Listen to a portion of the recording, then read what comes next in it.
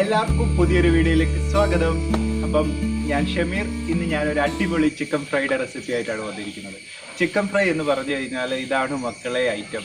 കാര്യം ഇതിൻ്റെ പ്രത്യേകത എന്ന് പറഞ്ഞാൽ നല്ല സ്പൈസി ആയിട്ടുള്ള ഒരു ചിക്കൻ ഫ്രൈ ആണ്. ഇതിൻ്റെ ഔട്ട് സൈഡ് നല്ല ക്രിസ്പി ആയിരിക്കും, ഉള്ളിൽ നല്ല ജ്യൂസി ആയിരിക്കും, നല്ല സോഫ്റ്റ് ആയിട്ടുള്ളത്. അപ്പോൾ നിങ്ങളിത് തീർച്ചയായിട്ടും ഉണ്ടാക്കി നോക്കണം. ഉണ്ടാക്കി നോക്കിയിട്ട് നിങ്ങളുടെ അഭിപ്രായങ്ങൾ കമൻറ്റിലൂടെ എന്നെ അറിയിക്കണം. അപ്പോൾ നമുക്ക് വേഗം വീഡിയോയിലേക്ക് കിടക്കാം അല്ലേ.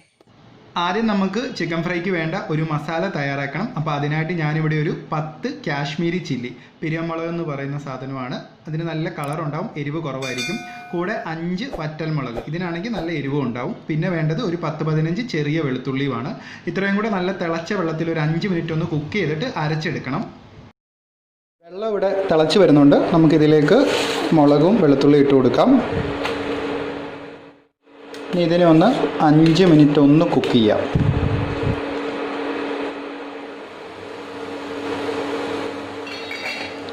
ഒന്ന് മൂടി വെക്കാം. 5 മിനിറ്റ് ആയിട്ടുണ്ട്. ഇനി നമുക്ക് സ്റ്റൗ ഓഫ് ചെയ്യാം. മുളകും വെളുത്തുള്ളി ഇവിടെ ആറിയിട്ടുണ്ട്. ഇനി ഇതിനെ ഒന്ന് അരച്ചെടുക്കാം. ഒരു മിക്സിയുടെ ജാറിലേക്ക് മാറ്റുവാണ്. ചെറുതായിട്ടൊന്ന് അരച്ചിട്ടുണ്ട്. ഇനി നമുക്കിതിലേക്ക് കുറച്ച് സാധനങ്ങൾ ചേർക്കാനുണ്ട്.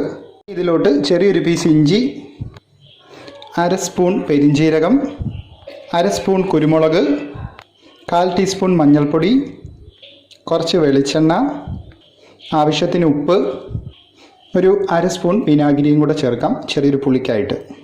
അവസാനമായിട്ട് 1/4 സ്പൂൺ ഗരം മസാലപ്പൊടി. ഇനി ഇതെല്ലാം കൂടെ നല്ല മഷി പോലെ അരച്ചെടുക്കാം. നല്ലപോലെ അരഞ്ഞിട്ടുണ്ട്. ഇനി ഇതിലേക്ക് കുറച്ച് കറിവേപ്പില ഒന്ന് തിരിച്ചാൽ മതി, ചെറുതായിട്ടൊന്ന് ക്രഷായാൽ മതി.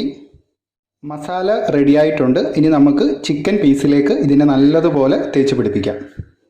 ഞാനിവിടെ ചിക്കൻ്റെ ലെഗ് പീസാണ് എടുത്തിരിക്കുന്നത്. നിങ്ങൾക്ക് ഇഷ്ടമുള്ള പീസ് എടുക്കാം. ഇതിനെ നമുക്കൊന്ന് ചെറുതായിട്ട് വരഞ്ഞു കൊടുക്കുക. അപ്പം മസാലയൊക്കെ നല്ലതുപോലെ ഉള്ളിലോട്ട് കയറും. എല്ലാം വരഞ്ഞിട്ടുണ്ട്. ഇനി നമ്മൾ അരച്ച് വെച്ചിരിക്കുന്ന അരപ്പ് ഇതിലേക്ക് ചേർത്ത് കൊടുക്കാം. ഇനി ഇത് നല്ലതുപോലെ തേച്ച് പിടിപ്പിക്കണം എല്ലാ പീസിലേക്കും. നമ്മൾ വരഞ്ഞിരിക്കുന്ന വരവിൻ്റെ ഇടയിലോട്ടൊക്കെ മസാല പിടിക്കണം.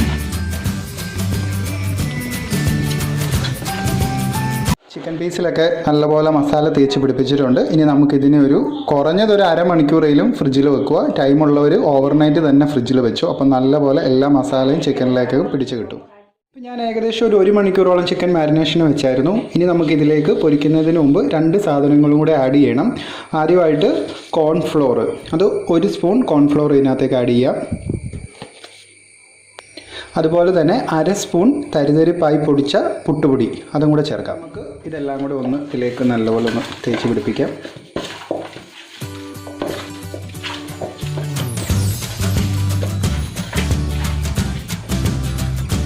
ഇനി ഫ്രൈ ചെയ്യാം.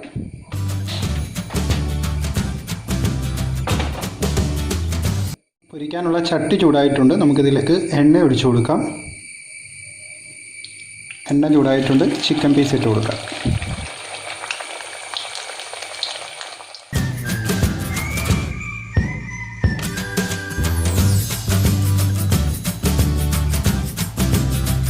ഇനി ഇതിനൊരു ലോ ടു മീഡിയം ഫ്ലെയിമിൽ വെച്ചിട്ട് നമുക്ക് നല്ലതുപോലെ ഫ്രൈ ചെയ്തെടുക്കാം.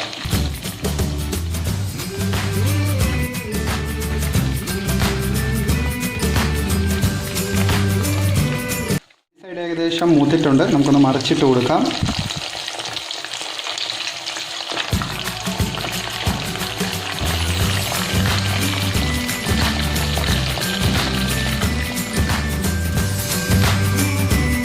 ഫ്രൈ ആയിട്ടുണ്ട്. നമുക്കിത് കോരിയെടുക്കാം. ഒക്കെയുള്ള ചിക്കനും കൂടെ ഒന്ന് ഫ്രൈ ചെയ്തെടുക്കാം.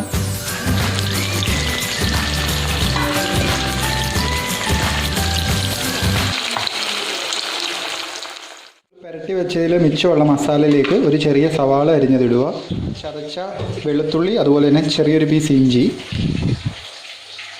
കുറച്ച് കറിവേപ്പില, ഇതെല്ലാം കൂടെ നല്ലപോലെ പുരട്ടിയെടുക്കാം. തേങ്ങാക്കൊത്ത്,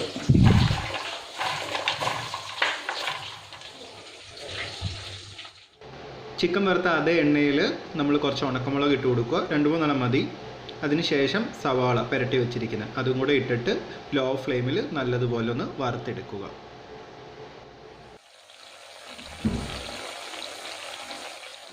മസാല മൂത്തിട്ടുണ്ട്, അതും കോരിയെടുക്കാം.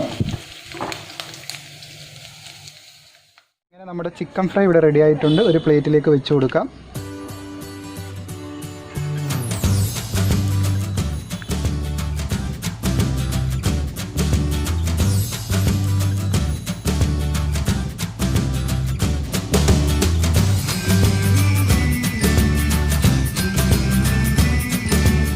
ഇന്നത്തെ വീഡിയോയും ഇവിടെ അവസാനിക്കുകയാണ്. പുതിയൊരു വീഡിയോയിൽ കാണുന്നത് വരെ എല്ലാവർക്കും നമസ്കാരം.